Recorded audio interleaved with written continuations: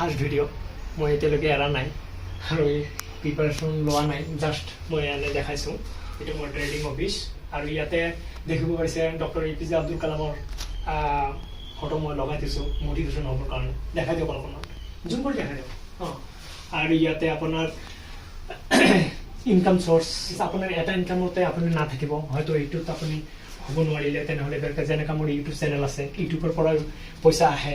আৰু সেইটোৱে নহয়, মোৰ ট্ৰেডিঙো আছে, এটা নহ'লে আৰু এটা আহিব। সেইকাৰণে দুটা আপোনাৰ ইনকাম থাকিব লাগে, দুটা তিনিটা আপোনাৰ ইনকাম থাকিলে, বাট এটা আপোনাৰ মানে ফ'কাছ কৰিব লাগে এটাত, বাট আপোনাৰ দুটা তিনিটা ইনকাম থাকিব পাৰে।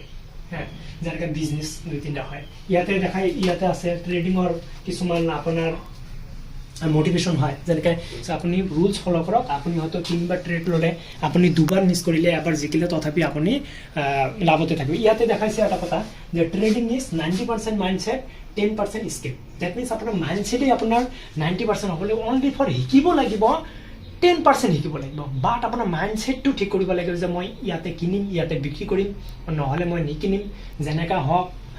ঠিক এইটো এটা কথা। তো মাইণ্ডছেটটো আমাৰ বেছি লাগিব। আৰু ট্ৰেডিং শিকিব লাগিব। ট্ৰেডিং কষ্ট আছে। মই আজি 3 ইয়াৰ্ছ হ'লোঁ, তো 3 ইয়াৰ্ছত ধৰি কৰি আছোঁ।